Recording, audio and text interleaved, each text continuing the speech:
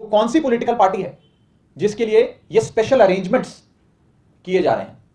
ऐसी क्या जरूरत पड़ गई कि कानूनों को बदल के रात बेरात रजिस्ट्रेशन की जो पूरी रूल्स होते हैं उसमें तब्दीली कर कर बदलाव कर कर एक स्पेशल पॉलिटिकल पार्टी को रजिस्टर कराने के लिए जद्दोजहद कर रहा है इलेक्शन कमीशन? नमस्कार आदाब दोस्तों तीन बड़ी खबरें सामने आ रही हैं। सबसे पहली और बड़ी खबर आ रही है दोस्तों, 5 राज्यों के विधानसभा चुनाव से पहले एक और राज्य के अंदर चुनाव में भयंकर गड़बड़ी को लेकर के चुनाव आयोग के ऊपर गंभीर आरोप लगे हैं दोस्तों। यहां पर सबूतों के साथ चुनाव आयोग को पकड़ लिया गया है और किस तरह से इसकी आगे विस्तार से आपको जानकारी देंगे। साथ ही साथ अगली बड़ी खबर में हम आपको बताएंगे दोस्तों कि अब उत्तर प्रदेश के विधानसभा चुनाव से पहले बीजेपी जो दलित कार्ड खेल रही है वो अपने ही जाल में बीजेपी फंस गई है दलित कार्ड के मामले पर। किस तरह से इसकी भी जानकारी देंगे। साथ ही साथ अगली बड़ी खबर आ रही है दोस्तों, एक और बीजेपी के नेता को 36 बच्चों के साथ हैवानियत करते हुए गिरफ्तार किया गया है।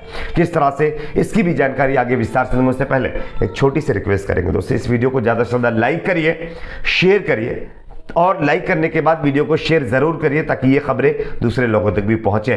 चैनल को सब्सक्राइब करके बेल आइकन को प्रेस जरूर कर लीजिए। बात करते हैं पहली और बड़ी खबर की। वैसे उत्तर प्रदेश में चुनाव आयोग के ऊपर आरोप लगा कि चुनाव आयोग में जो कुछ ऐसे अधिकारी हैं जो बीजेपी के कार्यकर्ता के तौर पर काम कर रहे हैं, इसलिए कुछ अधिकारियों को हटाया जाना चाहिए। इसके ऊपर अभी तक कोई कार्रवाई नहीं हुई है। उसके बाद अब पंजाब के अंदर चुनाव आयोग के ऊपर गंभीर आरोप लगे हैं दोस्तों। यहां पर चुनाव आयोग एक पार्टी को मदद करने के लिए किस तरह से अपने नियम बदल रहा है, इसको लेकर के आम आदमी पार्टी के नेता और विधायक राघव चड्ढा ने बहुत बड़ा खुलासा किया है।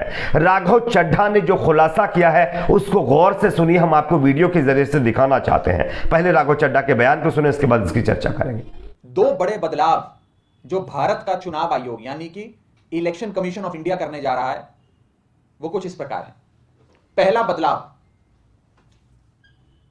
किसी भी पॉलिटिकल पार्टी को रजिस्टर कराने से पहले, उनका पंजीकरण होने से पहले 30 दिन का एक समय सीमा होती है जिसे ऑब्जेक्शन पीरियड कहा जाता है। यानी कि 30 दिन तक लोग उस पॉलिटिकल पार्टी के रजिस्ट्रेशन पर अपनी आपत्ति दर्ज करा सकते हैं चुनाव आयोग में, इलेक्शन कमीशन। एक पीरियड ऑफ रेजिंग ऑब्जेक्शंस होता है, वो 30 दिन का होता है। यानी कि अगर मैंने 1 जनवरी को अपने दस्तावेज दाखिल करे कि मुझे एक अपनी पॉलिटिकल पार्टी बनानी है, तो 30 जनवरी तक, पूरे 1 महीने तक लोगों से ऑब्जेक्शन मांगा जाता है कि भाई आपको तो कोई आपत्ति नहीं है ना अगर इस पॉलिटिकल पार्टी को हम रजिस्टर कर दें। भारत का चुनाव आयोग एक स्पेशल ट्रीटमेंट करते हुए इस 30 दिन के 30 डेज के पीरियड को घटाकर 7 दिन कर रहा। जो आम आदमी पार्टी आज इलेक्शन कमीशन से भी और कहीं ना कहीं भारतीय जनता पार्टी से सीधे तौर पे अमित शाह जी से पूछना चाहती। पहला सवाल, किस पार्टी को रजिस्टर कराकर आज भारतीय जनता पार्टी यह चाहती है कि उसे चुनावों के मैदान में आने वाले फरवरी के महीने में होने वाले चुनावों के मैदान में उतारा जाए? वो कौन सी पॉलिटिकल पार्टी है जिसके लिए ये स्पेशल अरेंजमेंट्स किए जा रहे हैं? तो जैसा कि दोस्तों आप लोगों ने इस वीडियो को देखा, यह वीडियो आम आदमी पार्टी के नेता राघव चड्ढा का है। उन्होंने साफ तौर पर चुनाव आयोग के ऊपर आरोप लगाया है कि एक पार्टी को सहयोग करने के लिए चुनाव आयोग उनके लिए स्पेशल ट्रीटमेंट कर रहा है और यह ट्रीटमेंट इसलिए कर रहा है कि एक पार्टी का फायदा हो। उन्होंने साफ तौर पर लगाया है कि चुनाव आयोग एक पार्टी को रजिस्टर करना चाहता था और उसको सैंपल देना चाहता था, यह हमको पता था। लेकिन 30 दिनों का टाइम होता है किसी पार्टी को रजिस्टर करने से पहले उसके बारे में छानबीन करने का, लोगों से राय लेने का। लेकिन इस नियम को चुनाव आयोग ने बदल करके महज 7 दिन कर दिया। आखिर क्या जरूरत थी कि आदर्श आचार संहिता लगने के बाद चुनाव आयोग अपने नियम बदल रहा है पार्टी को यानी कि फायदा पहुंचाने के लिए? यह आरोप लगाते हुए राघव चड्ढा ने बहुत बड़ा खुलासा किया है और उन्हें सबूतों के आधार पर अपने जो है एक सर्कुलर भी जो चुनाव आयोग द्वारा रिलीज किया गया उसको शेयर भी किया है। अब आप समझ सकते हैं कि ये सब कुछ क्या हो रहा है। एक और खबर की बात करते हैं। अगली बड़ी खबर दोस्तों आ रही है, अब उत्तर प्रदेश के अंदर बीजेपी को दलित कार्ड खेलना महंगा पड़ गया है।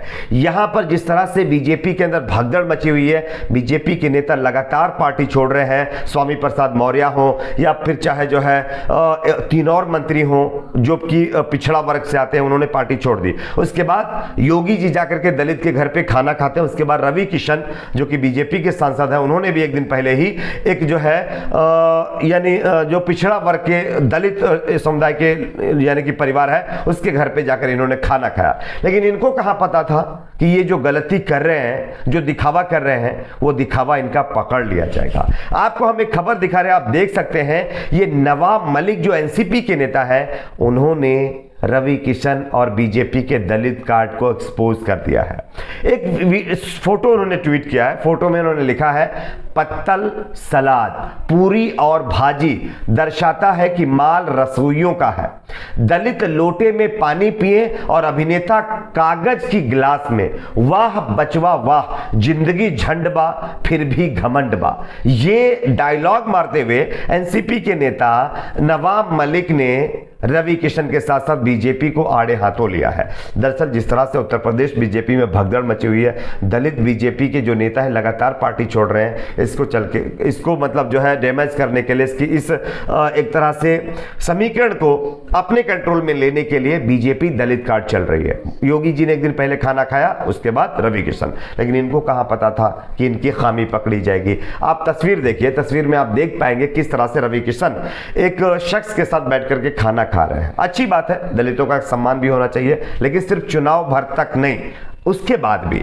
लेकिन यहां पर उनकी एक मिस्टेक पकड़ ली गई, वो ये कि जो दूसरी तरफ रवि किशन के दूसरी तरफ जो बुजुर्ग बैठे हुए हैं, वो लोटे में पानी पी रहे हैं, लेकिन रवि किशन कागज के गिलास में पानी पी रहे हैं।